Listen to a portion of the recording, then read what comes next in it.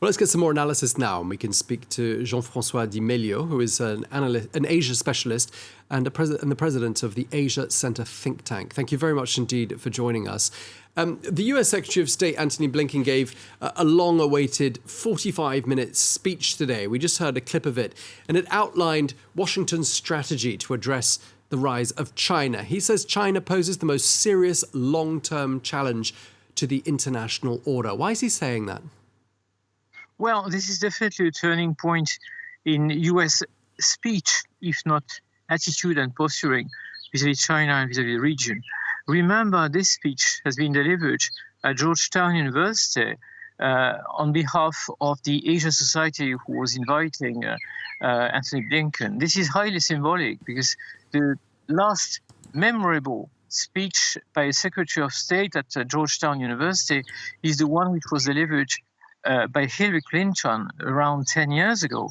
And that was about the Pacific pivot, the Asian pivot of the US diplomacy. And in those times, it was a more lenient position by the US. So this time it's perfectly in line with what President Biden said, with the fact that the Quad just met in Tokyo, that Biden took his very first trip, and you have to put that in the background of several elements. The first element is that, of course, you have elections, you have midterm elections by the end of this year in the US. And of course, the Democrats want to take a stance which would undermine the chances of the Republican to be back, because this is definitely sounding like a Trump positioning. That's one.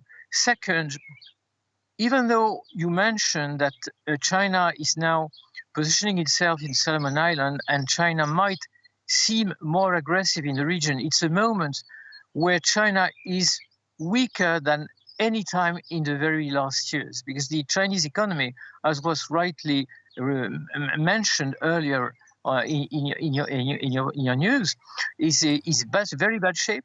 So it's probably the right time to take a stance which is much more aggressive with China, especially showing US allies that they are there.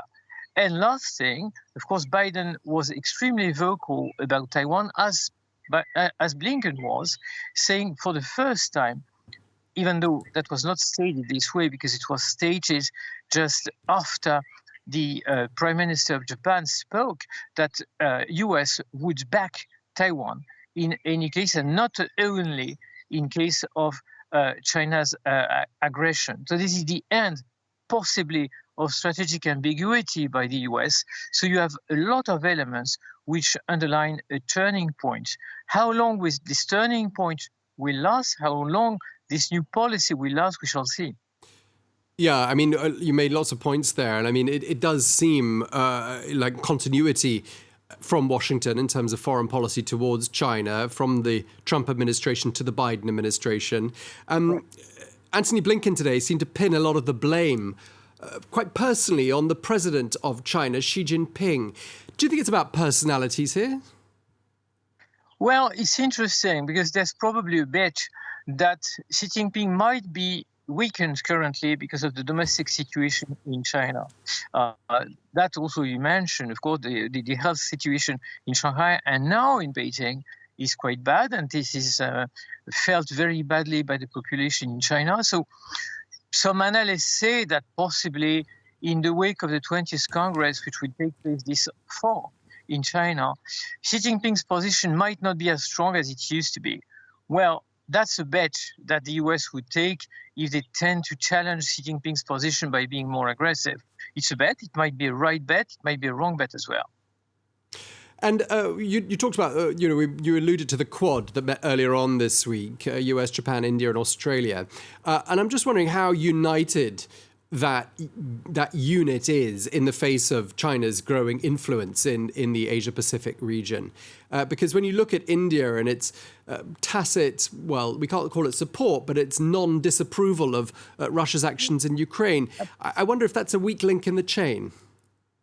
You're absolutely right. The Quad is a strange animal. The Quad was put to sleep for quite a while, actually, and now it's revamped by Biden, obviously, with this meeting. You do have India within the Quad. Remember, it's a quadrilateral alliance, including Japan, Australia, India, and the US. And of course, as you rightly said, India was not in the same camp as the US for the 2nd of March vote at the UN Security Council. So it's a strange animal. Having said that, it definitely shows that the US intend to be back in the region and might even expand the Quad. At least they said so. For the moment, it's only 4 countries.